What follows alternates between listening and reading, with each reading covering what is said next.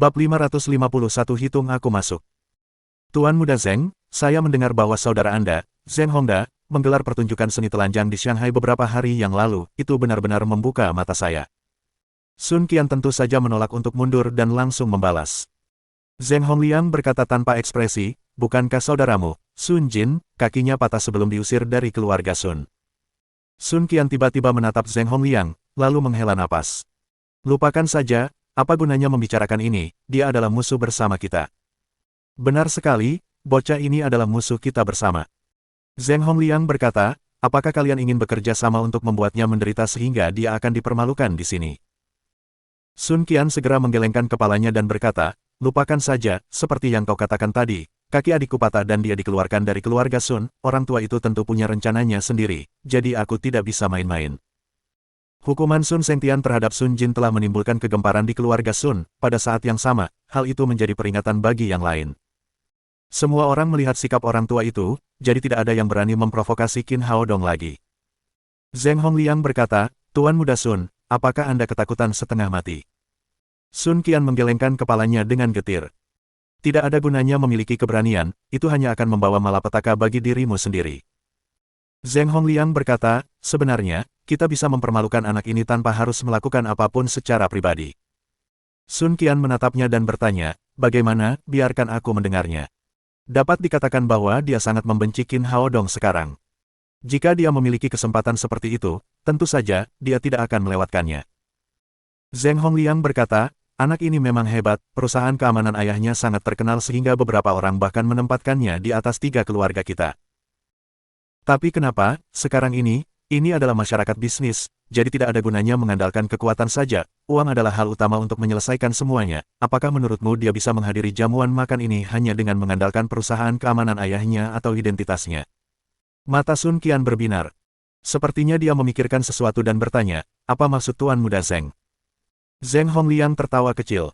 Apakah kamu masih perlu bertanya? Dia tidak mungkin mendapat undangan dari grup Haodong. Anak ini pasti menyelinap masuk menggunakan keahliannya. Selama kita memberitahu manajer tentang perjamuan ini, dia akan diusir. Ketika saat itu tiba, kita bisa berdiri di samping dan mengejeknya. Lagi pula, dia sendiri yang menyebabkan semua ini, jadi tidak bisa disalahkan pada orang lain. Tuan Muda Zheng, sungguh ide yang bagus. Sun Qian mengacungkan jempol pada Zheng Hongliang. Pada saat itu, seorang pria parubaya yang agak gemuk berjalan mendekat dengan senyum ramah di wajahnya. Nama belakangnya adalah Zhang, dan dia adalah manajer yang ditunjuk oleh Ye Qing. Dia bertanggung jawab atas pengelolaan jamuan makan hari ini. Zheng Hongliang melangkah maju dan berkata, Manajer Zhang, ada sesuatu yang perlu saya sampaikan kepada Anda, seseorang telah menyelinap ke dalam perjamuan. Manajer Zhang tertawa dan berkata, Tuan Muda Zheng, Anda bercanda dengan saya, kan, jamuan makan kami memiliki pemeriksaan keamanan yang sangat ketat, bagaimana mungkin seseorang bisa menyelinap masuk? Aku tidak bercanda denganmu, seseorang benar-benar telah menyelinap masuk, jika kamu tidak percaya padaku, kamu bisa bertanya pada Tuan Muda Sun. Setelah Zheng Hongliang berbicara, Sun Qian mengangguk untuk bersaksi. Wajah manajer Zhang berubah drastis. Ye Qing sangat mementingkan perjamuan ini. Jika orang luar benar-benar menyelinap masuk, dia pasti akan dihukum berat. Tuan Muda, di mana orang yang kalian bicarakan? Zheng Hongliang menunjuk Qin Haodong dan berkata, itu dia, bagaimana mungkin seseorang yang mengelola perusahaan keamanan memiliki aset puluhan miliar yuan, apalagi mendapat undangan dari Presiden Ye, dia pasti menyelinap masuk. Sun Qian juga berkata, lihatlah apa yang dikenakannya, semuanya bernilai sekitar 1.000 hingga 2.000 yuan, meskipun dia memiliki perusahaan keamanan, dia hanyalah orang desa, orang-orang di lingkungan kita dapat mengetahuinya hanya dengan melihatnya sekilas. Manajer Zhang menatap Qin Haodong yang tengah asyik berbincang dengan Zhou Xinzu. Memang, pria ini berpakaian terlalu biasa dan tidak cocok dengan bangsawan yang berasal dari keluarga berkuasa di sebelahnya. Selain itu, dari cara dia makan dengan suapan besar, dia tampaknya tidak memiliki sikap seorang pria sejati sama sekali. Memikirkan hal ini, sang manajer sudah mempercayai kata-kata Zheng Hongliang dan segera berjalan menuju Qin Haodong. Zheng Hongliang dan Sun Qian saling memandang dan tersenyum. Tampaknya rencana mereka berhasil, dan mereka pun berjalan mendekat. Mereka ingin melihat bagaimana Qin Haodong akan diusir. Ketika Zhou Xinzu melihat orang-orang ini berjalan mendekat, dia punya firasat buruk dan bertanya, Manajer Zhang, apakah ada yang Anda butuhkan? Manajer Zhang tersenyum formal dan berkata, Nona Zhou, tidak apa-apa, saya hanya ingin melihat undangan dari pria ini, katanya sambil menatap Qin Haodong. Zhou Xinzu segera mengerti dan berkata dengan marah, Zheng Hongliang, Sun Qian, kalian berdua melakukan ini. Dia berpikiran sama seperti mereka dan percaya bahwa Qin Haodong telah menyelinap masuk. Mendengar mereka berdua bermarga Sun dan Zheng, Qin Haodong tahu apa yang sedang terjadi, dan dia menatap mereka dengan dingin. Sun Qian segera menundukkan kepalanya. Dia bahkan tidak punya keberanian untuk menatap matanya. Sebaliknya, Zheng Hongliang jauh lebih tenang. Ia merentangkan tangannya dan berkata, Xinzu, kamu salah, kami hanya kebetulan lewat, ini tidak ada hubungannya dengan kami. Manajer Zhang tentu tahu bagaimana menjadi seorang pria sejati. Ia berkata sambil tersenyum, ini memang keputusan pribadi saya, ini tidak ada hubungannya dengan kedua tuan muda ini, saya hanya ingin melihat undangan dari pria ini. Qin Haodong menatap manajer Zhang dan berkata, beri aku alasan. Manajer Zhang berkata dengan sedikit canggung, Tuan, mohon maaf atas kekurangajaran saya pikir Anda baru di sini, jadi saya ingin melihat undangan Anda. Qin Haodong menunjuk ke semua orang di perjamuan dan berkata, Manajer Zhang, ada begitu banyak orang di sini, apakah Anda mengenal mereka satu persatu, atau apakah Anda akan memeriksa kartu undangan semua orang lagi? Meskipun Qin Haodong membawa undangan, manajer hanya ingin memeriksa undangannya. Jelas bahwa manajer itu bersikap diskriminatif terhadapnya, jadi tentu saja, dia tidak akan menyerah begitu saja.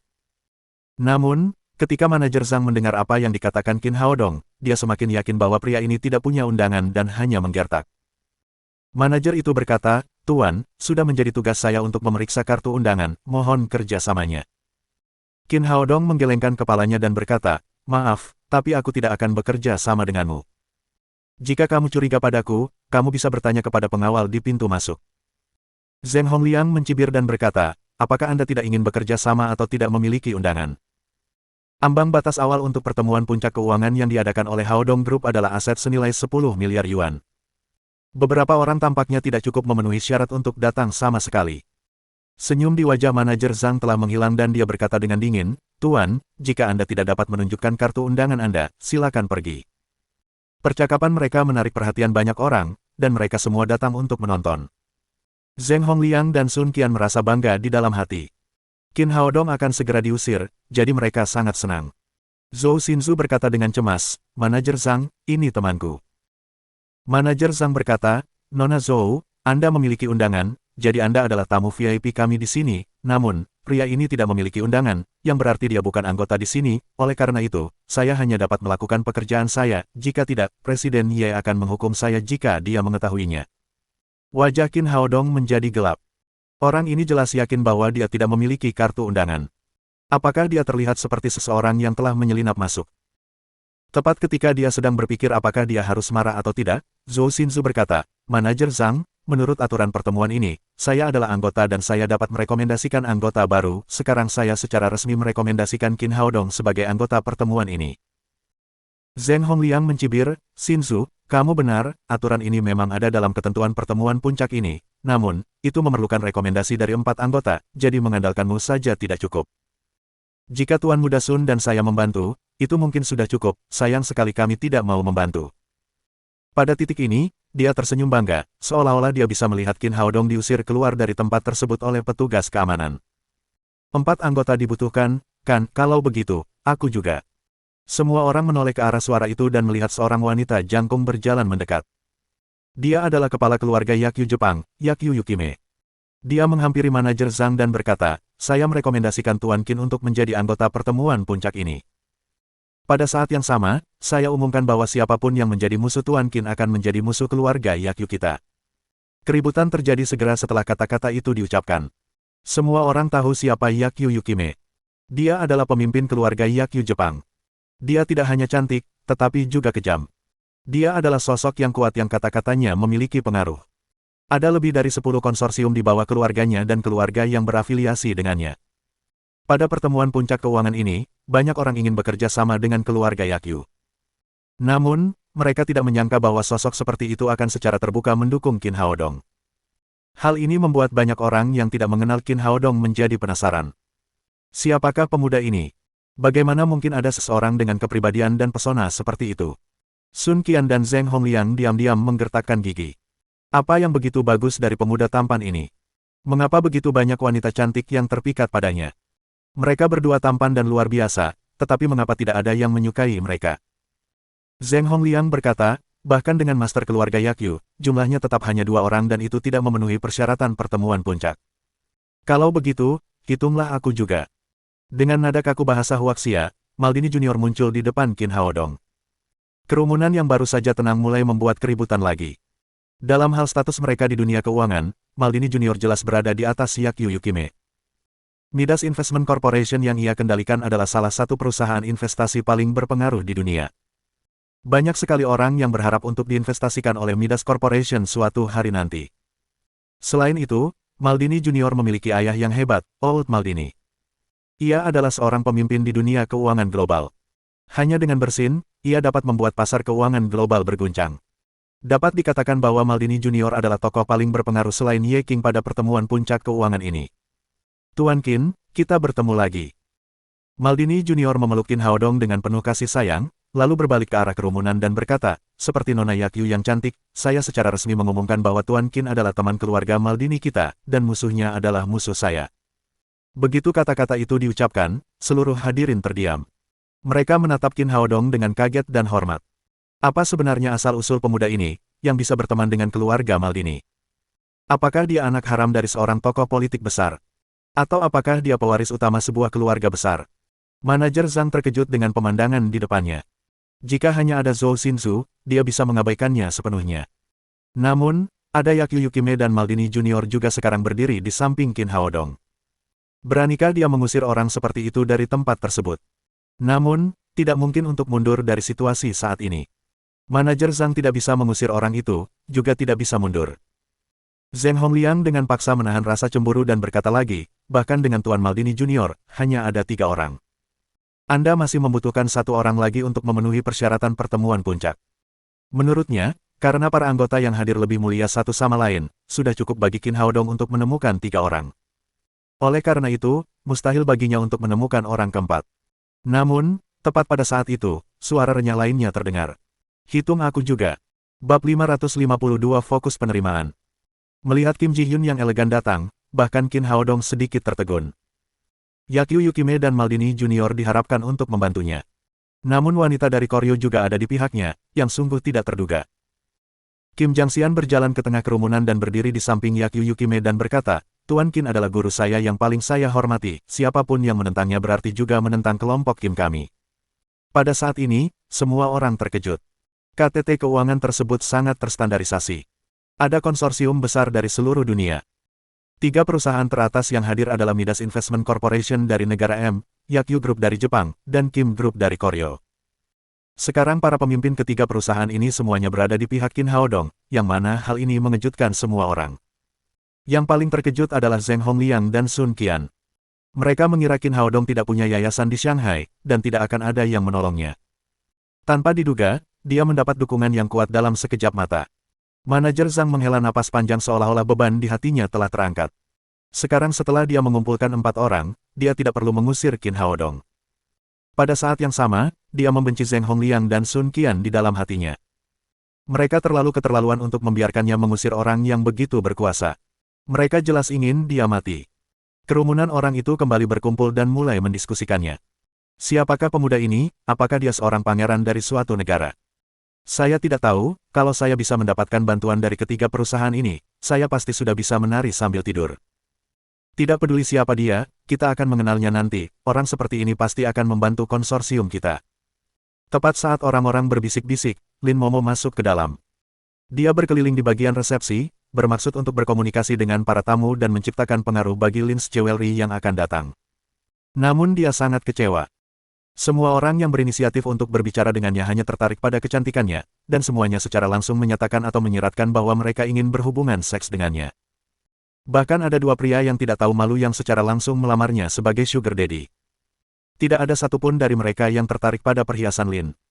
Dengan kekecewaan yang mendalam, dia hanya bisa kembali ke tempat Qin Haodong berada, hanya untuk melihat bahwa tempat itu dikelilingi oleh orang-orang. Dia mengikuti Kim Ji-hyun ke Qin Haodong dan bertanya dengan heran, Haodong, ada apa? Tidak apa-apa, ini hanya masalah kecil.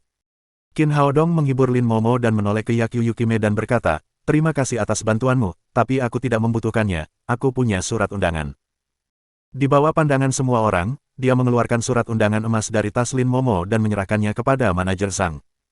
Saat melihat warna surat undangan itu, hati manajer Zhang berkedut.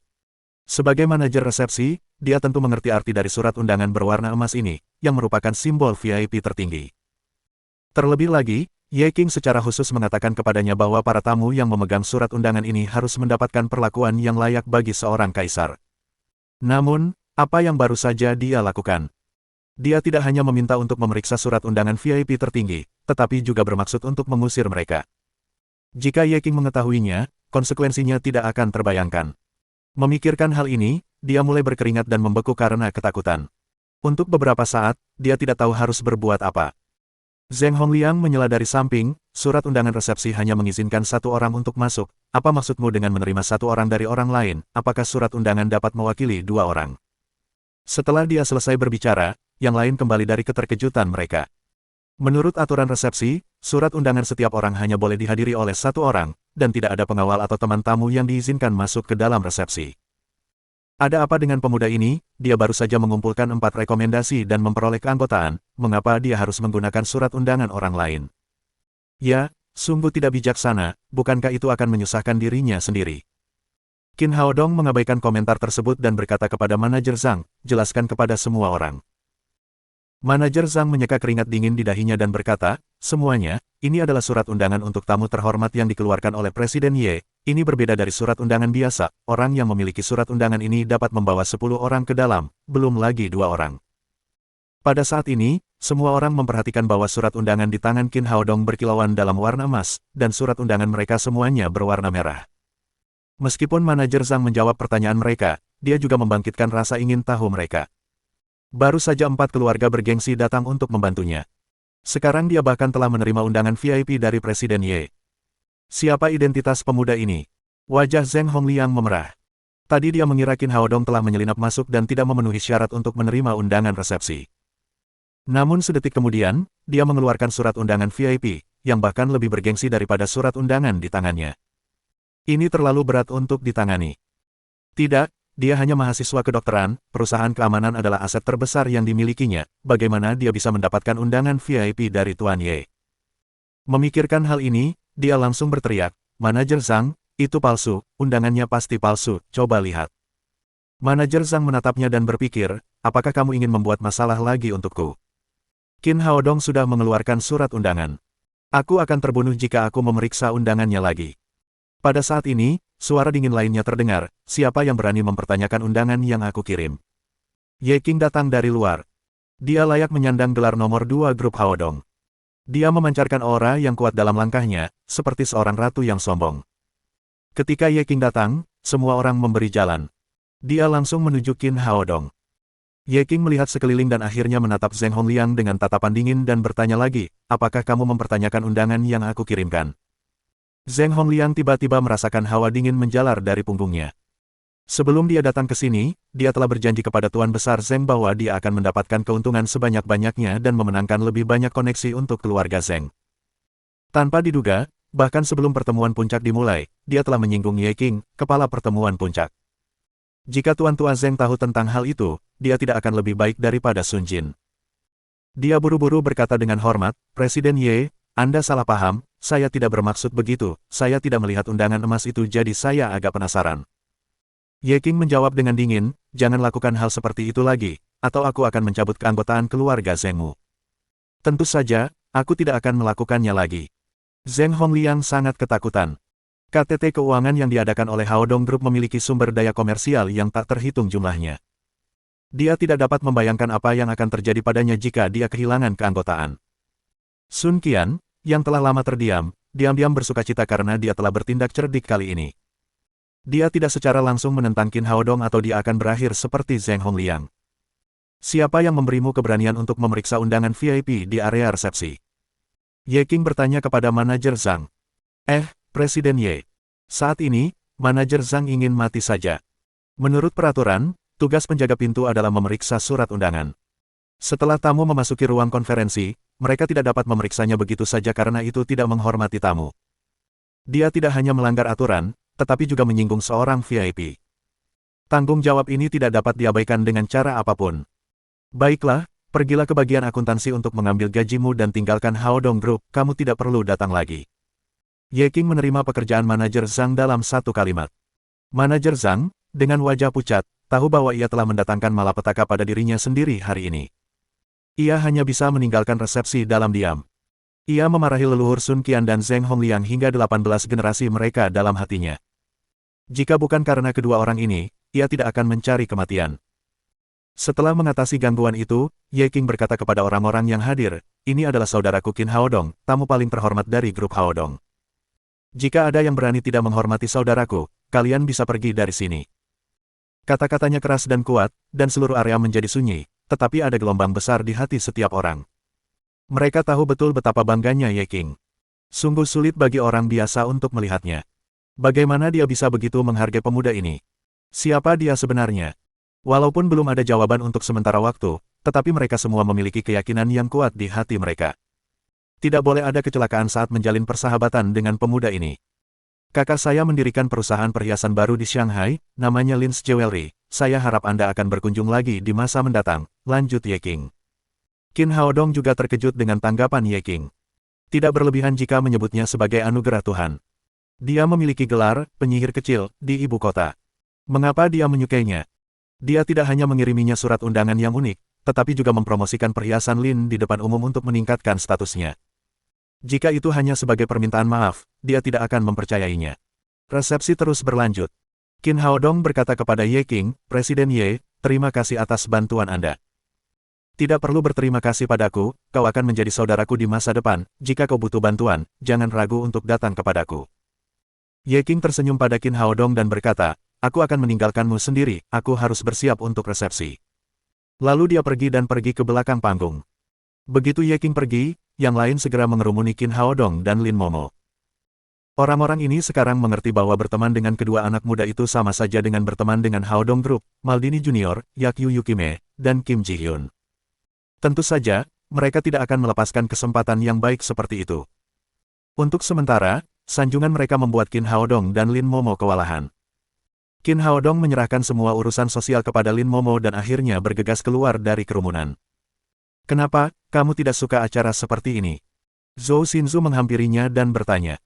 Qin Haodong menjawab dengan marah, orang-orang ini keterlaluan.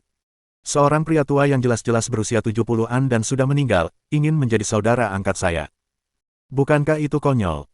Ada juga seorang pria tua yang ingin menikahkan putrinya denganku, usianya harusnya minimal 80 tahun, berapa usia putrinya, aku tidak punya selera yang aneh. Itu wajar saja, kamu adalah pusat perhatian di resepsi, semua orang ingin berhubungan denganmu, Zhou Xinzu tertawa. Aku masih muda, atau kamu bisa menganggapku masih muda. Ide bagus, kata Qin Haodong sambil tersenyum, setelah resepsi selesai, kita akan memotong kepala ayam dan minum anggur kuning, kita bisa menjadi saudara sumpah mulai sekarang. Zhou Xinzu menatapnya dengan tatapan menawan dan berkata, persetan denganmu, kau tahu aku tidak bermaksud begitu. Lin Momo dikelilingi oleh orang-orang. Kartu nama yang telah disiapkannya segera diambil. Banyak orang bertanya tentang tanggal pembukaan dan lokasi Lin's Jewelry, dan menuliskan nomor teleponnya. Setelah beberapa kesibukan, resepsi resmi dimulai, dan Ye Qing melangkah ke panggung dengan elegan. Bab 553 Harga Selangit Rambut. Dipimpin oleh Ye Qing, pertemuan puncak keuangan secara resmi dimulai. Namun, Qin Haodong tidak peduli dengan isi pertemuan puncak keuangan itu. Hal-hal inilah yang perlu diperhatikan oleh Lin Momo. Ia menyesap anggur merah dan sesekali berbincang dengan Zhou Xinzu. Lebih dari 1 jam kemudian, Ye Qing berbicara di atas panggung, mari kita lanjutkan ke bagian terakhir resepsi hari ini. Lelang amal. Qin Haodong telah melihat banyak pelelangan, tetapi dia tidak menyangka akan ada acara seperti ini di sini. Dia bertanya kepada Zhou Xinzu, mengapa ada pelelangan di resepsi hari ini? Ya, apakah Anda tidak tahu sebelumnya, kata Zhou Xinzu, lelang amal merupakan agenda resepsi hari ini, semua anggota yang hadir mengetahui dan telah mempersiapkan lelang sebelumnya, semua uang yang terkumpul dalam lelang akan disumbangkan kepada anak-anak putus sekolah di daerah miskin di Tiongkok. Qin Haodong menjawab, ya, Presiden Ye tidak memberi tahu kami. Dia berpikir bahwa Ye Qing pasti lupa menyebutkannya tadi malam. Lin Momo berkata dengan cemas, apa yang harus kita lakukan? Jika kita tidak bisa mengeluarkan barang lelang saat giliran kita, itu akan sangat memalukan. Jangan khawatir untuk saat ini, mari kita tunggu dan lihat saja, kata Qin Haodong. Dia tidak khawatir dengan pelelangan itu. Jika tidak ada pilihan lain, dia akan mengambil satu ramuan dari cincin penyimpanan untuk dilelang. Dia yakin bahwa selama dia mengambil ramuan itu, Maldini Junior akan membelinya tanpa ragu-ragu. Lelang resmi dimulai. Sambil mencicipi anggur merah, semua orang mengalihkan pandangan ke panggung tempat pelelangan berlangsung. Meskipun ini hanya lelang amal biasa untuk kalangan atas, Haodong Group mempersiapkannya dengan standar tinggi. Di atas panggung ada kepala juru lelang dari rumah lelang terkenal. Di sampingnya ada seorang pembawa acara yang sangat cantik. Keduanya bekerja sama untuk memimpin pelelangan. Barang lelang pertama hari ini, disediakan oleh Tuan Sun Qian, itu adalah pipa yang pernah digunakan kakek Tuan Sun. Setelah pembawa acara mengumumkannya, seorang pemandu wanita segera memberikan nampan kepada juru lelang. Juru lelang mengambil pipa itu dan berkata, ini bukan pipa biasa. Pipa ini terbuat dari spiolite dan diproduksi di lembah Italia. Sekarang teknologi semacam ini pada dasarnya telah hilang. Terlebih lagi, benda itu adalah benda yang pernah digunakan oleh Tuan Sun, makna peringatannya lebih besar daripada nilai pipa itu sendiri. Setelah beberapa kali perkenalan, lelang resmi dimulai. Tidak banyak perbedaan dari lelang tradisional. Harga awal hanya 1 yuan. Secara umum, lelang amal semacam ini memiliki dua makna. Pertama, orang kaya memamerkan sumbangan mereka untuk amal, sehingga barang lelang mereka selalu bernilai tinggi. Yang kedua adalah saling dukung di antara orang kaya. Semakin tinggi harga yang ditawar, semakin mulia pula harta bendanya. Sebaliknya, jika seseorang melelang harta bendanya tetapi tidak ada yang menawar, meskipun ia mengeluarkan uang untuk membelinya kembali, ia akan kehilangan muka. Keluarga Sun adalah keluarga papan atas di Shanghai dan memiliki jaringan sosial yang luas dalam beberapa tahun terakhir. Jadi, ketika pipa Sun Qian diambil, seseorang langsung mengajukan penawaran. 100.000, 120.000, 150.000. Setelah beberapa kali penawaran, pipa itu akhirnya terjual seharga 200.000 yuan. Tawaran yang menang melebihi nilai pipa, yang membuat Sun Qian merasa sangat terhormat. Ia berdiri dan membungkuk untuk mengucapkan terima kasih kepada orang-orang. 200.000 yuan, selamat kepada Tuan Sun, Anda telah memberikan cinta Anda kepada anak-anak di daerah miskin. Setelah beberapa sambutan sopan dari pembawa acara, pelelangan dilanjutkan. Setelah itu lebih dari selusin barang lelang terjual secara berurutan, dengan harga maksimum 3 juta yuan. Untuk menunjukkan sifat kesejahteraan lelang ini, tidak ada urutan pasti untuk setiap barang. Pembawa acara secara acak memilih nomor dari surat undangan. Anggota yang terpilih akan mengambil barang lelang mereka. Berikutnya giliran Zheng Hongliang. Ia memberikan gelang giok yang telah ia persiapkan kepada wanita pemandu. Ketika juru lelang menerima gelang giok itu, raut wajahnya sedikit berubah saat dia bertanya, Tuan Zheng, jika tebakan saya benar, apakah ini gelang giok yang terbuat dari lanolin? Benar sekali, jawab Zheng Hongliang dengan ekspresi puas di wajahnya. Ini adalah gelang giok lanolin yang kubeli saat pergi ke provinsi Dongjiang beberapa tahun lalu. Gelang ini dinilai sebagai gelang giok lanolin terbaik.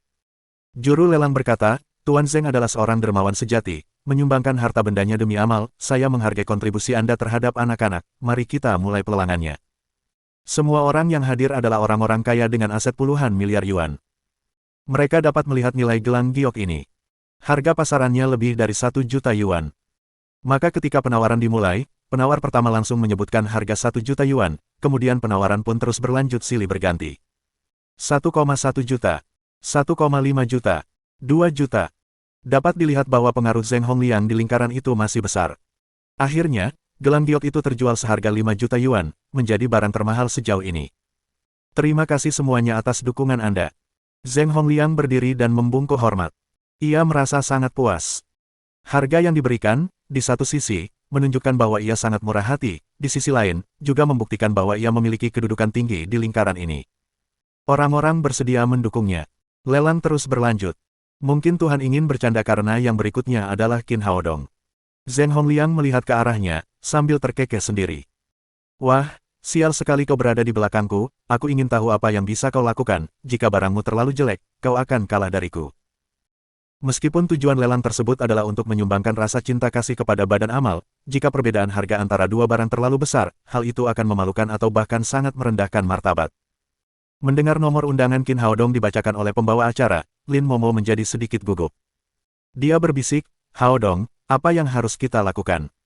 Jika mereka sudah mempersiapkannya sebelumnya, mereka bisa saja mengambil perhiasan dari koleksi perhiasan Lin untuk dilelang. Namun, mereka belum menerima informasi apapun, jadi mereka tidak menyiapkan apapun. Jangan khawatir, aku punya caranya. Qin Haodong menepuk tangan Lin Momo untuk menghiburnya. Pada saat ini, wanita pemandu datang kepadanya sambil membawa nampan dan menunggu barang lelang. Dia akan mengeluarkan pil peningkat fisik untuk dilelang, Tetapi pada saat itu, Ye King datang dan berkata kepada semua orang yang hadir, semuanya, tujuan lelang kita hari ini adalah untuk amal. Saya pikir harga barang lelang Anda tidak penting, kuncinya adalah melihat seberapa banyak cinta yang dapat Anda berikan. Jika barang lelang itu sendiri harganya mahal, tujuan awal lelang tersebut akan hilang. Setelah selesai, ekspresi bangga Zheng Hongliang menghilang. Di antara barang-barang itu, yang paling mahal adalah gelang gioknya. Kata-katanya merupakan penghinaan langsung terhadapnya. Ye King bahkan tidak memandangnya, dan melanjutkan, jadi, saya ingin membuat sedikit spesialisasi di tempat Tuan Qin, saya tidak membutuhkannya untuk mengeluarkan barang lelang apapun, dia hanya perlu menunjukkan salah satu hal yang paling sederhana, yang dapat lebih mencerminkan kecintaan semua orang terhadap amal. Semua orang di resepsi langsung penasaran. Mereka semua ingin tahu apa sebenarnya yang Ye King bicarakan, termasuk Qin Haodong. Mereka semua bingung. Apa yang sedang Ye King lakukan? Di bawah tatapan penasaran semua orang, Ye King mengulurkan jari-jarinya yang ramping dan menarik sehelai rambut dari kepala Qin Haodong, lalu meletakkannya di atas nampan di sampingnya. Yah, rambut Tuan Qin adalah barang lelang berikutnya. Dengan itu, Ye King meminta pemandu wanita untuk menyerahkan nampan itu kepada juru lelang. Qin Haodong hampir tersedak air liurnya. Dia melelang rambutnya. Apa maksud wanita ini? Para tamu di tempat kejadian juga merasa gelisah. Mereka tidak mengerti mengapa Ye King membiarkan Qin Haodong melelang sehelai rambut. Berapa harga sehelai rambut? Jika harganya terlalu rendah, bukankah itu memalukan? Apakah akan lebih memalukan jika tidak ada yang menawar? Senyum dingin tersungging di sudut mulut Zheng Hongliang. Barangnya terjual seharga 5 juta yuan. Berapa harga rambut Qin Haodong? 30 atau 50 yuan. Siapa yang mau sehelai rambut? Itu akan menjadi penghinaan. Orang yang memiliki emosi paling rumit adalah si juru lelang. Melihat helaian rambut hitam dan berkilau di atas nampan, dia merasa ingin menangis. Dia telah menjadi ahli dan juru lelang teratas di rumah lelang selama hampir separuh hidupnya. Ada banyak barang yang dilelang olehnya, tetapi dia tidak pernah menjual sehelai rambut pun. Bagaimana dia bisa memperkenalkannya? Apakah dia akan mengatakan bahwa pemilik rambut ini dalam keadaan sehat tanpa kekurangan fosfor dan kalsium? Dia tidak asal bicara dan langsung menyebutkan harga terendah lelang, 1 yuan. Sahabat dan tamu terkasih, saatnya menguji kebaikan hati Anda, silakan ajukan penawaran untuk lot spesial ini. Seluruh area itu sunyi. Semua orang merasa tersesat. Pada saat ini, sebuah suara bercanda berkata, saya menawar 2 yuan. Semua orang segera melihat ke arah suara itu, dan ternyata Sun Qianlah yang mengajukan penawaran. Dia membenci Qin Haodong, tetapi karena aturan keluarga Sun Sengtian, dia tidak berani mengambil inisiatif untuk memprovokasinya. Namun, dia bebas mengajukan tawaran apapun. Dia meminta 2 yuan untuk mempermalukan Qin Haodong, dan tidak ada yang bisa menyalahkannya. Zheng Hongliang segera menjawab dan berteriak, saya menawarkan 3 yuan. Dia cukup senang dengan itu, bukankah kamu hebat, bukankah kamu memiliki Ye King di belakangmu, aku masih bisa menawar sesuai keinginanku. Namun tepat setelah dia mengajukan penawaran, seseorang berseru, 100.000 yuan. Semua orang terkejut. Siapa yang menawar 100.000 yuan untuk membeli sehelai rambut? Semua orang melihat ke arah suara itu, dan orang yang mengangkat plat nomor itu adalah Kim Ji-hyun dari keluarga Kim dari Koryo. Qin Haodong tersenyum. Gadis kecil ini benar-benar menunjukkan dukungannya. Ketika semua orang masih tercengang, sebuah suara jernih terdengar, 1 juta. Kali ini, Yakyu Yukime yang mengangkat piring. Qin Haodong adalah tuannya sekaligus prianya. Dia tidak ingin melihat tuannya kehilangan muka, jadi dia langsung menaikkan harganya 10 kali lipat. Ya ampun, 1 juta untuk sehelai rambut. Dia menaikkan harganya 10 kali lipat, keluarga Yakyu benar-benar kaya. 1 juta yuan untuk rambut. Yang ada di kepala orang ini bukan lagi rambut, melainkan emas. Juru lelang juga merasa ingin muntah darah. Tidak masuk akal membeli rambut dengan uang 1 juta yuan, tetapi karena tugasnya, dia tetap harus melanjutkan pelelangan. Nona Yakyu telah menawar 1 juta yuan, tidak ada penawaran lagi, 1 juta dulu, 1 juta kedua. Tepat saat dia hendak mengangkat palu dan mengakhiri lelang yang tidak masuk akal ini, seseorang berteriak, saya menawar 10 juta. Bab 554 rambut termahal sepanjang sejarah. Mendengar tawaran itu, pergelangan tangan juru lelang bergetar dan hampir menjatuhkan palu lelang ke meja. 1 juta untuk sehelai rambut sudah keterlaluan. Bahkan ada yang menawar 10 juta yuan. Apa yang terjadi? Menatap ke arah suara itu, Maldini Junior sedang mengangkat plat nomornya dan tersenyum padanya. Semua orang yang hadir menjadi gila. Penawaran lelang tertinggi, sampai sekarang, telah muncul. Itu bukan emas, perak atau batu giok antik, tetapi hanya sehelai rambut. Bukankah itu gila? Melihat plat nomor timbul di tangan Maldini Junior, Zheng Hongliang dan Sun Qian sangat bingung hingga mereka tidak dapat menggunakan kata-kata untuk menggambarkan suasana hati mereka saat itu. 10 juta yuan untuk sehelai rambut. Apakah orang asing ini gila? Atau dia punya terlalu banyak uang? Tentu saja, Maldini Junior bukanlah orang gila. Sebaliknya, ia adalah seorang pengusaha yang sangat cerdas. Tawarannya adalah untuk berterima kasih kepada Qin Haodong karena telah menyembuhkan penyakit ayah dan putranya, dan tawarannya juga merupakan investasi yang sangat cerdas. Bagaimana jika Qin Haodong menjadi gembira dan memberi mereka ramuan ajaib, yang sama sekali mustahil dibeli dengan uang berapapun? Karena itu, dia tidak ragu menawarkan 10 juta yuan. Zhou Xinzu melirik Qin Haodong di sampingnya dan matanya berbinar. Apa yang sedang kamu lakukan? Qin Haodong bertanya dengan hati-hati. Aku berpikir untuk mencabut rambutmu, satu helai rambut bisa dijual seharga 10 juta yuan, emas juga tidak semahal rambutmu. Qin Haodong tidak menyangka situasi ini. 10 juta yuan bukanlah jumlah yang sedikit. Banyak keluarga di Tiongkok tidak akan pernah mendapatkan uang sebanyak itu sepanjang hidup mereka. Juru lelang merasa kekuatannya telah hilang, dan dia tidak ingin melihat omong kosong lagi. Dia mengangkat palunya lagi dan berteriak, 10 juta sekali, 10 juta dua kali. Kemudian dia akan langsung memukul palunya. Menurutnya, tidak ada yang bisa menawar lebih tinggi. Saya menawarkan 100 juta. Sebuah suara bergema di seluruh aula. Suara itu sangat jelas dan enak didengar, tetapi suaranya seperti petir, yang membuat semua orang di antara hadirin merasa panas di luar tetapi lembut di dalam. Mereka tidak dapat mempercayai apa yang mereka dengar. Ye Qing, tokoh nomor 2 Haodong Group dan tuan rumah pertemuan puncak hari ini, adalah orang yang mengajukan tawaran tersebut. Alasan mengapa dia muncul dengan ide seperti itu adalah untuk mendapatkan sehelai rambut Qin Haodong dan melakukan tes identifikasi DNA dengan Chu Xuanyu. Itu memang ide yang bagus. Dia bisa menyelesaikan tes DNA tanpa mengganggu Qin Haodong. Tanpa diduga, penawaran yang begitu sengit terjadi sebelum dia sempat mengajukan penawaran, jadi dia langsung menaikkan harganya menjadi 100 juta yuan. Demi mencapai tujuan ini, jangankan 100 juta yuan, bahkan 1 miliar yuan pun, dia tidak akan ragu untuk mencabutnya. Dia pasti akan mendapatkan helaian rambut ini. Hening. Aula besar itu menjadi sunyi. Terlalu mahal untuk membeli sehelai rambut dengan 100 juta yuan. Ya Tuhan. Tidak diragukan lagi bahwa rambut Qin Haodong akan menjadi yang termahal sepanjang sejarah, yang belum pernah terjadi sebelumnya dan tidak akan terjadi lagi. Wajah puas Zheng Hongliang berubah menjadi wajah duka.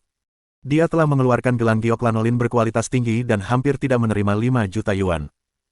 Qin Haodong hanya mencabut sehelai rambut dan menerima 100 juta dalam sekejap. Dia juga seorang pemuda berusia 20-an. Kesenjangan di antara mereka terlalu besar. Dia hanya ingin memanfaatkan kesempatan ini untuk mempermalukan Qin Haodong, tetapi sekarang dia merasa dipermalukan. Dia telah kehilangan semua martabatnya. Butuh waktu lama bagi orang-orang untuk kembali sadar. Tempat pertemuan itu kembali riuh. Ada apa dengan Presiden Ye? Apakah dia gila? 100 juta yuan untuk sehelai rambut. Entahlah, mungkin dia menyukai pria muda yang tampan itu dan ingin membuatnya bahagia. Apa yang dilakukan Qin Haodong? Bagaimana Presiden Ye bisa begitu menghargainya? Zhou Xinzu berbisik di telinga Qin Haodong, ada apa? Apakah Presiden Ye ingin menjadikanmu sebagai kekasihnya? Qin Haodong menjawab sambil tersenyum kecut, kalau begitu, aku lebih suka dia memberiku 100 juta yuan ini secara langsung daripada menyumbangkannya. Akhirnya, juru lelang mengetuk palu, dan rambut Qin Haodong ini akhirnya dimenangkan dengan harga 100 juta yuan. Hingga akhir lelang, barang lelang yang paling mahal tidak melebihi 10 juta, apalagi 100 juta yuan. Dibandingkan sebelum pelelangan, Qin Haodong mendapati bahwa banyak orang yang tatapannya berubah ketika mereka menatapnya. Mereka semua tampak ingin mencabut rambutnya. Di akhir resepsi, para tamu pergi satu persatu. Qin Haodong juga mengucapkan selamat tinggal kepada Ye Qing, Maldini Junior, Yakyu Yukime, Kim Jiangxian, dan lainnya, serta mengundang mereka untuk menghadiri upacara pembukaan Lins Jewelry keesokan harinya. Setelah mereka semua pergi, Ye Qing mencabut rambut termahal dalam sejarah dan bergegas ke rumah sakit. Dia sudah mengatur agar dokter yang bertugas menunggunya. Setengah jam kemudian, dia bergegas kembali ke hotel dengan laporan tes DNA dan kemudian menelepon Chu Xuanyu. Sejak tadi malam hingga sekarang, Chu Xuanyu selalu dalam kondisi hiperaktif yang ekstrim. Dia tidak bisa tidur sama sekali. Ketika mendengar telepon berdering, dia segera mengangkatnya. Qing kecil, bagaimana, apakah kamu sudah melakukan tes DNA? Sudah selesai, saya sudah punya hasilnya sekarang. Ye Qing juga terdengar sangat bersemangat. Chu Xuanyu bertanya dengan gugup, cepat katakan padaku, apakah dia anakku yang hilang?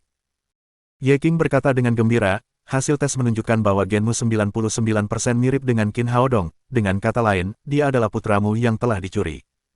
Kemudian Chu Xuanyu menangis kegirangan di telepon. Nak, anakku yang malang, akhirnya aku menemukannya. Chu Xuanyu terisak-isak. Dia dan putranya telah berpisah selama lebih dari 20 tahun. Sekarang dia akhirnya tahu di mana putranya berada. Bagaimana mungkin dia tidak gembira? Ye Qing diam-diam menunggu Chu Xuanyu melampiaskan emosinya. Setelah waktu yang lama, dia berkata, "Baiklah, kakak perempuan, jangan menangis lagi. Kamu seharusnya senang telah menemukan Haodong yang hilang." Chu Xuanyu berkata dengan gembira, "Aku harus pergi menemui putraku, aku sudah tidak melihatnya selama lebih dari 20 tahun. Kakak, jangan terlalu bersemangat, ini bukan saat yang tepat bagimu untuk bertemu dengannya." Sebaliknya, Ye Qing jauh lebih tenang. "Tidak, tidak ada yang bisa menghentikanku, aku harus pergi menemuinya, meskipun aku hanya melihatnya dari jauh." Ye Qing berkata, "Jika kamu pergi menemuinya seperti ini, kamu pasti akan menarik perhatian keluarga Chu. Apakah kamu yakin tidak akan diperhatikan oleh pembunuh keluarga Chu? Jika identitas Haodong terungkap, aku khawatir ini akan menjadi terakhir kalinya kamu melihatnya." Chu Xuanyu berteriak marah, "Jika anak buahnya berani menyentuh anakku lagi, aku akan melawannya sampai mati, bahkan jika dia adalah ayahku." "Kakak, terkadang emosi itu tidak ada gunanya, kekuatan menentukan segalanya, bahkan jika kamu ingin melawannya, dengan apa kamu akan melawannya?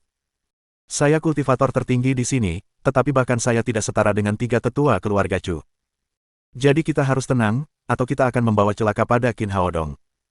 Chu Xuanyu tahu bahwa apa yang dikatakan Ye Qing masuk akal, jadi dia langsung menangis lagi, "Tapi, aku hanya ingin melihat anakku.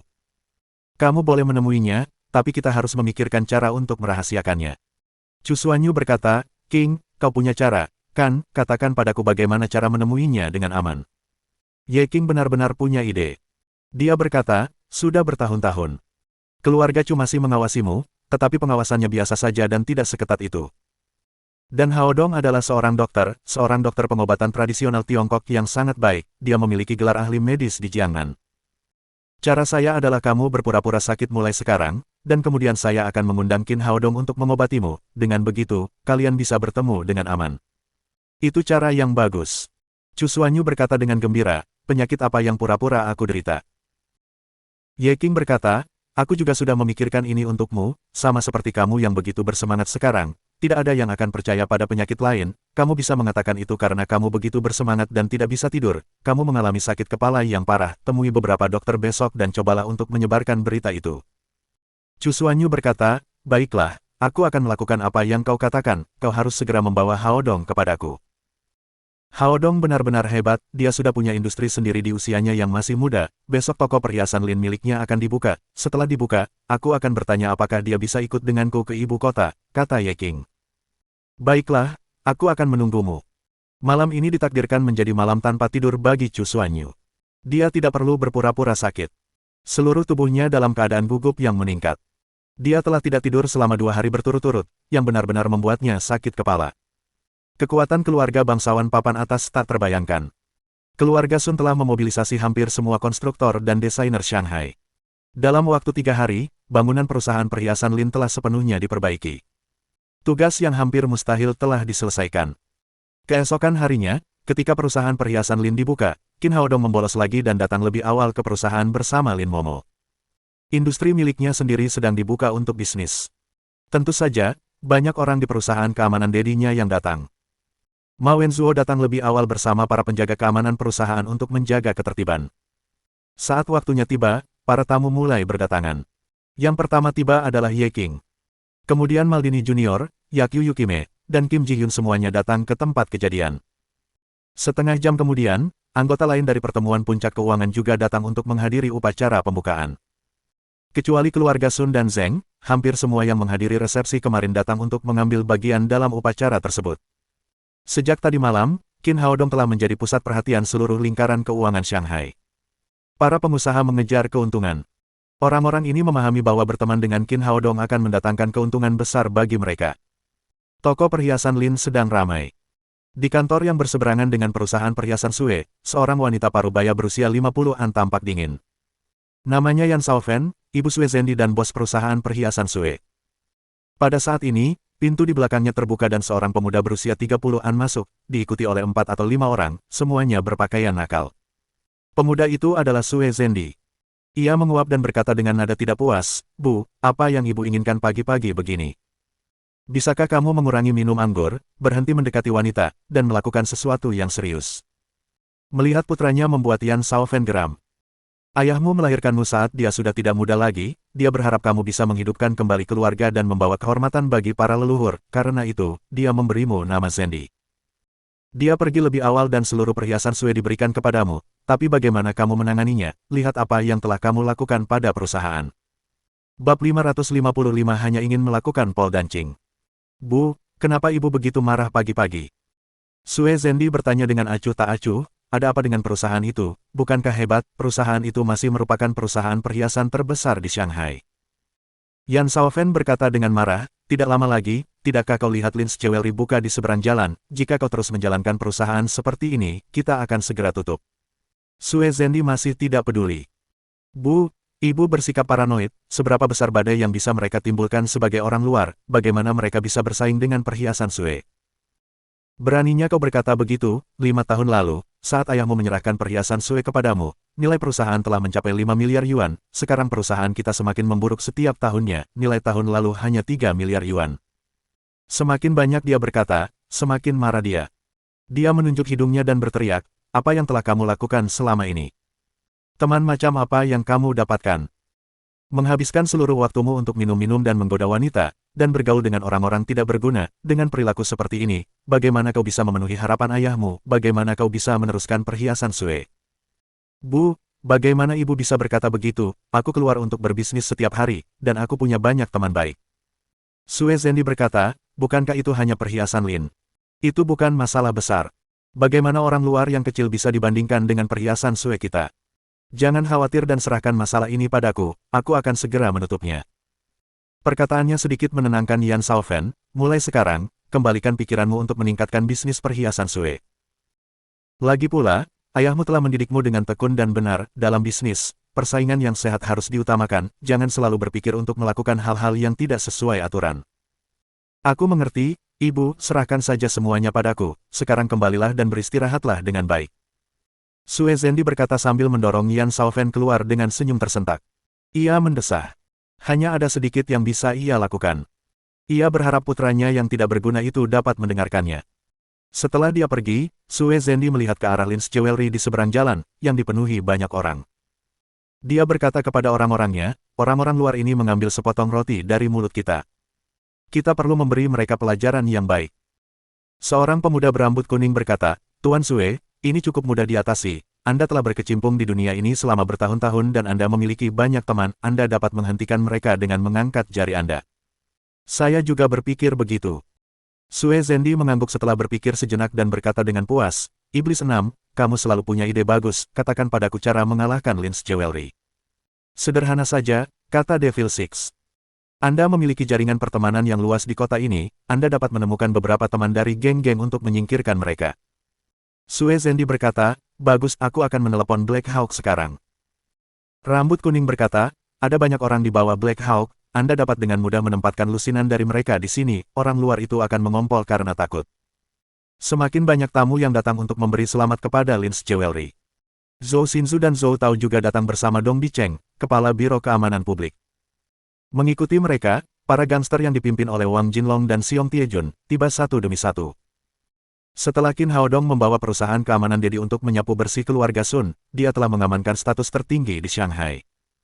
"Bos, kami sudah sampai, kami membawa hadiah kecil, hanya sebagai tanda penghormatan kami padamu, terimalah." Membuka usaha merupakan peristiwa besar. Orang-orang ini tentu saja datang untuk memuji Qin Haodong dan mengirimkan hadiah ucapan selamat mereka sendiri. Maka terjadilah suatu pemandangan aneh di tempat perhiasan Lin, di mana para taipan keuangan dengan aset miliaran yuan, direktur keamanan publik tingkat tinggi, dan para gangster yang bertato di sekujur tubuh, berkumpul. Qin Haodong dan Lin Momo sedang sibuk menghibur tamu ketika sekelompok penjahat kecil datang dari sisi yang berlawanan. Orang-orang ini memegang pisau pendek dan pipa baja di tangan mereka dan mereka tampak garang. Pemimpinnya adalah seorang pria berwajah garang, berlengan kosong, seekor elang hitam besar di dadanya, dan sebuah pipa baja yang panjangnya lebih dari 1 meter di tangannya. "Siapa yang bertanggung jawab di sini, keluarlah." Pria ini adalah Black Hawk, yang dipanggil oleh Sue Zendi. Ia mengaku sebagai kakak dari dunia bawah. Padahal, Ia hanyalah seorang gangster kecil yang tidak bisa memasuki dunia kriminal yang sebenarnya. Ia tidak selevel dengan Golden Dragon, Xiong Tiejun, dan yang lainnya. Ia bahkan tidak tahu siapa Qin Haodong. Qin Haodong mengerutkan kening. Hari ini adalah hari yang baik untuk bisnis dan dia tidak ingin mendapat terlalu banyak masalah. Dia menoleh ke Huang Jinlong dan berkata, pergi dan lihat apa yang terjadi. Hari ini adalah hari ketika bos besar membuka usahanya. Namun beberapa gangster kecil datang ke sini untuk mencari masalah. Ini adalah aib bagi mereka. Golden Dragon dan Xiong Tiejun sangat marah dan segera bergegas keluar. Black Hawk, kau ingin mati, beraninya kau datang ke sini untuk membuat masalah. Golden Dragon maju dan menamparkan wajah Black Hawk. Black Hawk baru saja menerima telepon dari Sue Zendi, yang mengatakan bahwa seorang udik dari tempat kecil tengah bersaing dengan Sus Jewelry untuk memperebutkan bisnis. Ia memintanya untuk membawa beberapa orang untuk mengganggu bisnis mereka. Setelah ini ia akan dibayar 1 juta yuan. Dia pikir akan mudah untuk menindas pendatang baru non-lokal, tetapi dia tidak menyangka akan bertemu Golden Dragon dan Xiong Tiejun di sini. Dibandingkan dengan dua tokoh dari Sangyong Society dan Biker Gang ini, dia bukan apa-apa. Setelah ditampar, Black Hawk sama sekali tidak menunjukkan amarah, sebaliknya dia berkata dengan nada menyanjung, Bos Huang, Bos Xiong, kamu juga di sini. Xiong Tiejun berkata, apa yang kau lakukan di sini? Hari ini adalah hari pembukaan usaha bosku, apa kau mencari masalah di sini, apa kau sudah bosan hidup? Black Hawk menangis dalam hati dengan getir. Dia memarahi 18 generasi leluhur Sue Zendi dalam hatinya. Bukankah kamu mengatakan bahwa orang itu adalah pendatang baru non-lokal tanpa latar belakang apapun? Sekarang bahkan para bos dari Sangyong Society dan geng motor memanggilnya bos, dia orang yang sangat berkuasa. Namun, Anda malah menyuruh saya mengganggu bisnisnya, apakah Anda mencoba membunuh saya? Memikirkan hal ini, dia berkata dengan tergesa-gesa, kamu salah paham, aku di sini bukan untuk mencari masalah, aku di sini hanya untuk memberi selamat atas pembukaannya. Naga emas menamparkan wajahnya lagi dan berkata, apakah menurutmu aku bodoh? Bagaimana kamu bisa memberi selamat kepada seseorang dengan tabung baja? Black Hawk sangat jelas bahwa jika ia diyakini mencari masalah, ia tidak akan dapat menemukan tempat di dunia bawah Shanghai. Dia mengangkat pipa baja di tangannya dan berkata, Bos, Anda salah paham, saya datang ke sini dengan benda ini, hanya untuk melakukan pole dance. Xiong Tiejun berkata, omong kosong, siapa yang ingin melihatmu menari tiang, karena kamu di sini untuk memberi selamat, apakah kamu punya hadiah? Ya, aku mau. Black Hawk segera membuang pipa baja di tangannya dan mengeluarkan semua uang di sakunya, lalu berbalik ke arah gangster di belakangnya dan berteriak, siapapun yang punya uang, ambilkan untukku. Para gangster ini juga tahu bahwa mereka dalam masalah besar. Mereka segera membuang pipa baja dan pisau mereka serta mengambil semua uang mereka. Beberapa bahkan mengeluarkan koin di saku mereka. Akhirnya, mereka berhasil mengumpulkan 40.000 yuan dan menyerahkan semuanya kepada Xiong Tiejun. Sue Zendi dan Devil Six berdiri di lantai 5 perhiasan Sue sambil memegang teleskop di tangan mereka, siap menikmati pemandangan hari pembukaan perhiasan Lin yang dihancurkan. Black Hawk segera datang bersama anak buahnya, tetapi dia tidak melakukan apapun. Sebaliknya, dia mengeluarkan semua uang dari sakunya dan memberikannya kepada lawan. Sue Zendi memarahi, apa yang dilakukan Black Hawk, aku memintanya untuk menghancurkan upacara mereka, bagaimana dia bisa berakhir dengan memberikan uang. Dia mengaku sebagai saudaraku, tetapi dia bahkan tidak bisa menolongku di saat kritis, aku akan bertanya padanya apa yang sedang terjadi. Tepat saat dia hendak turun ke bawah untuk menghadapi Black Hawk, Devil Six buru-buru menangkapnya. Tuan muda, Anda tidak bisa pergi saat ini atau Lin's Jewelry akan mengetahui bahwa kami berada di balik layar. Sue Zendi berteriak marah, apa yang harus kulakukan, aku tidak bisa membiarkannya begitu saja dan melihat bisnis mereka berkembang pesat. Jangan marah, Tuan muda, kata Black Hawk. Kurasa pasti ada sesuatu yang terjadi di sana. Tapi itu tidak masalah. Karena para gangster tidak bisa melakukannya, kita akan pergi ke polisi. Cabang Kota Selatan bertanggung jawab atas area ini, kamu dan Zhao Guoyin, wakil direktur, adalah teman, biarkan dia membantumu. Kamu dapat mengatakan bahwa ada buronan di antara staf Lin's Jewelry, biarkan dia membawa semua staf kembali ke kantor polisi untuk diselidiki, maka dia tidak akan dapat memulai bisnisnya. Ini memang cara yang baik, aku akan menelepon Direktur Zhao sekarang, dia akan membantu kita demi hubungan kita. Sue Zendi lalu mengeluarkan ponselnya dan menelepon sebuah nomor. Beberapa menit kemudian, dia menutup telepon dan melihat ke arah Lin's Jewelry dan berkata dengan puas, tunggu dan lihat, kamu akan segera tutup. Di pihak Lin's Jewelry, Qin Haodong baru saja membiarkan Golden Dragon mengusir Black Hawk, ketika, tanpa diduga, selusin polisi berseragam bergegas ke tempat itu. Sue Zendi, yang berdiri di depan jendela sambil membawa teleskop, melihat kedatangan polisi dengan gembira berkata, Direktur Zhao benar-benar teman baikku, dia datang begitu cepat, aku akan melihat apa yang akan dilakukan Lins Jewelry kali ini. Devil Six berkata dengan wajah menyanjung, apalagi yang bisa mereka lakukan selain menutup toko, para pendatang baru bahkan bermimpi untuk melawanmu, mereka jauh dari levelmu. Sue Zendi berkata dengan puas, tentu saja, aku sudah bertahun-tahun tidak keluar ke masyarakat tanpa alasan. Di antara polisi-polisi itu, Zhao Guoyin, wakil direktur cabang kota selatan, berjalan ke tengah kerumunan dan berteriak dengan arogan, siapa yang bertanggung jawab di sini? Menghadapi polisi-polisi ini, Qin Haodong tentu saja tidak membiarkan naga emas muncul. Dia menjawab, ya, ada apa? Zhao Guoyin memang telah mengambil keuntungan dari Sue Zendi dalam beberapa tahun terakhir. Sekarang dia hanya ingin menunjukkan kekuatannya dan menutup tempat ini atas nama menyelidiki buronan. Namun, saat melirik orang-orang, dia melihat Dong Bicheng berdiri di samping Qin Haodong. Sebagai wakil direktur cabang, bagaimana mungkin dia tidak mengenal bos Biro Keamanan Publik Shanghai? Dia tiba-tiba menjadi pucat karena ketakutan dan tergagap di Direktur Dong. Dia tidak menyangka akan bertemu dengan Kepala Biro Keamanan Publik Shanghai, dan sepertinya dia datang ke sini untuk mengirim hadiah ucapan selamat kepada Qin Haodong. Dong Bicheng datang untuk memberi selamat secara pribadi kepada orang ini. Identitas pemuda ini seharusnya tidak sederhana. Sue Zendi sialan ini, kenapa dia tidak menjelaskan semuanya dan mengatakan bahwa Qin Haodong tidak punya latar belakang, bukankah ini menggali lubang untukku? Dong Bicheng meliriknya dan bertanya dengan suara dingin, Zhao Guoyin, apa yang kamu lakukan di sini? Melihat ekspresi wajah sang direktur yang garang, keringat dingin Zhao Guoyin mengalir di dahinya. Tiba-tiba, ia mendapat sebuah ide dan berkata, Direktur, ini adalah wilayah hukum cabang kota selatan kami, saya mendengar bahwa ada bisnis penting yang dibuka di wilayah hukum tersebut, kami ingin datang dan melihat apakah ada yang bisa kami lakukan, lagi pula, menyediakan layanan kepada perusahaan juga merupakan bagian dari pekerjaan kami. Kata-katanya begitu fasih, nyaring, dan kuat sehingga ia bahkan mengagumi dirinya sendiri, bagaimana aku bisa begitu pintar? Reaksiku begitu cepat. Mohon dukungan dari Om Ante-Ante sekalian buat subscribe agar Mimin terus semangat untuk up novel seru lainnya. Sekiranya ada kebutuhan buat subbag, silakan inbox Mimin atau tuliskan di kolom komentar. Terima kasih.